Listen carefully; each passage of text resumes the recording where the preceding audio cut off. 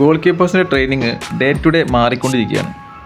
എങ്ങനെ മാറിയാലും ആദ്യം വാമപ്പ് മോസ്റ്റ് ഇമ്പോർട്ടൻ്റ് ആണ്. മോഡേൺ ഫുട്ബോളിൽ ഗോൾ കീപ്പേഴ്സിന് ഏറ്റവും ഇമ്പോർട്ടൻ്റ് ആണ് റിസീവിങ്ങും പാസിങ്ങും. ഗോൾ കീപ്പേഴ്സിന് രണ്ട് കാലം കൊണ്ടും ബോൾ റിസീവ് ചെയ്യാനും പാസ് ചെയ്യാനും ഈസി ആയിട്ട് പറ്റണം. അതിന് വേണ്ടിയിട്ട് ഇൻറ്റൻസിറ്റി വളരെ കുറച്ച് വളരെ സ്ലോലി ആയിട്ട് ഇത് സ്റ്റാർട്ട് ചെയ്യാവുന്നതാണ്.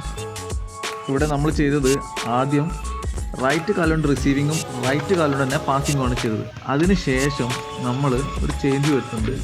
ലെഫ്റ്റ് കാലുകൊണ്ട് ബോൾ റിസീവ് ചെയ്യുകയും ചെയ്യുന്നുണ്ട്. അതിനുശേഷം പാസിങ്ങും ലെഫ്റ്റ് കാലിൽ നിന്ന് ആക്കുന്നുണ്ട്. ഇത് കണ്ടിന്യൂ ആയിട്ട് ദിവസവും 3 മിനിറ്റ് വെച്ച് ചെയ്യുന്ന സമയത്ത് തന്നെ നിങ്ങൾ റിസീവിങ്ങും പാസിങ്ങും ഒരു 50-60 എണ്ണം ചെയ്യുന്നതാണ്.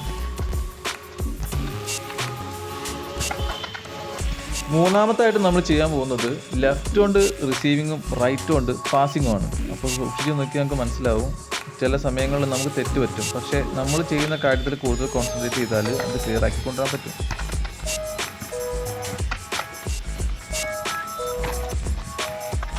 അടുത്ത് നമ്മൾ ചെയ്യാൻ പോകുന്നത് ഇതിൻ്റെ 4ാമത്തെ വേരിയേഷനാണ്. ഇതിൽ റൈറ്റ് കൊണ്ട് റിസീവ് ചെയ്യുകയാണ് ചെയ്യുന്നത്, ലെഫ്റ്റ് കൊണ്ട് ബോൾ പാസ് ചെയ്യുകയാണ് ചെയ്യുന്നത്. ഈ ഒരു കാര്യം നമ്മൾ ചെയ്യുന്നത് വളരെ സ്ലോ ആയിട്ട് തന്നെയാണ്, ഒരു സ്പീഡും ആവശ്യമില്ല. കണ്ടിന്യൂ ആയിട്ട് 3-4 മിനിറ്റ് ചെയ്തുകൊണ്ടേയിരിക്കും. കണ്ടിന്യൂ ആയിട്ട് ഈ കാര്യം ചെയ്യുന്ന സമയത്ത് ചില സമയങ്ങളിൽ മിസ്റ്റേക്ക് പറ്റാം. അപ്പോൾ വീണ്ടും നമ്മൾ കോൺസെൻട്രേറ്റ് ചെയ്യുക, എവിടെയാണോ നമ്മൾ ചെയ്യുന്നത് അത് തന്നെ കോൺസെൻട്രേറ്റ് ചെയ്തിട്ട് ആ ഒരു കാര്യം തന്നെ ഫോക്കസ് ചെയ്യുക. റിസീവിങ്ങും പാസിങ്ങും ഇതിന് ശേഷം നമ്മൾ അടുത്തത് സ്കൂപ്പിംഗ് മെത്തേഡിലേക്ക് പോവുകയാണ്. സ്കൂപ്പിംഗ് എന്ന് പറഞ്ഞു കഴിഞ്ഞാൽ ഗ്രൗണ്ട് ബോൾ വരുന്നത് നമ്മൾ കളക്ട് ചെയ്യുന്ന മെത്തേഡാണ് സ്കൂപ്പിംഗ്.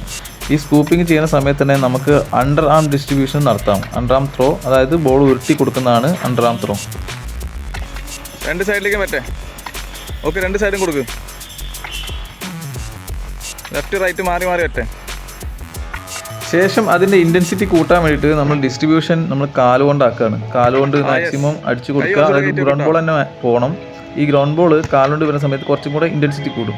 അപ്പം ബോൾ സ്പീഡ് വരുന്നത് നമുക്ക് കൺട്രോൾ ചെയ്ത് എടുക്കാനും പറ്റും. ഈ ബേസിക് ടെക്നിക്ക് ചെയ്യുന്ന സമയത്ത് നിങ്ങൾ റൈറ്റ് കൊണ്ടും ലെഫ്റ്റ് കൊണ്ടും മാറി മാറി കൊടുക്കാൻ ശ്രമിക്കുക. കുറച്ച് നേരം റൈറ്റ് കൊണ്ട് കൊടുക്കുക, ദെൻ ലെഫ്റ്റ് കൊണ്ട് ചെയ്യുക. പിന്നെ ആൾട്ടർനേറ്റീവായിട്ട് ലെഫ്റ്റും റൈറ്റും മാറി മാറി യൂസ് ചെയ്യുക.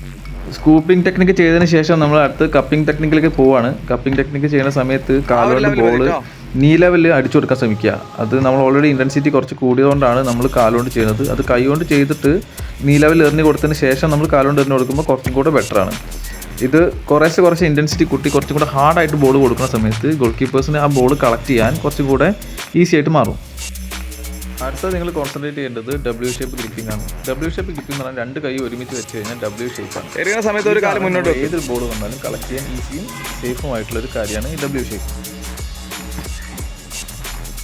അങ്ങനെയാണല്ലേ ഫോഴ്സ് കിട്ടുള്ളൂ.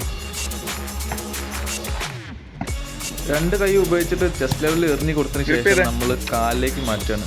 ഗോളി അടിക്കുന്ന പോലെ നമ്മൾ നേരെ പ്ലെയർക്ക് ഇപ്പുറത്ത് നേരെ അടിച്ചു കൊടുക്കാൻ ശ്രമിക്കുക.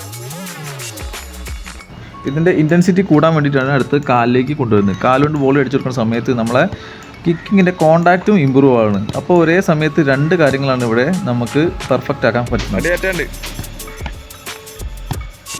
Very good. അടുത്തതായിട്ട് നമ്മൾ ചെയ്യാൻ പോകുന്നത് ഗോൾ കീപ്പേഴ്സിൻ്റെ ഹൈ ബോൾ കളക്ഷനാണ്. ഹൈ ബോൾ കളക്ട് ചെയ്യുന്ന സമയത്ത് ഗോൾ കീപ്പേഴ്സ് ഒരു കാല് പൊക്കി വെക്കുന്നത് സേഫ്റ്റിക്ക് വേണ്ടിയാണ്. എപ്പോഴും ഗോൾ കീപ്പേഴ്സിൻ്റെ സേഫ്റ്റി നമുക്ക് പ്രധാനമാണ്. ഇഞ്ചുറി വരാതിരിക്കാൻ നമ്മൾ കാല് പൊക്കി വെക്കുന്നു.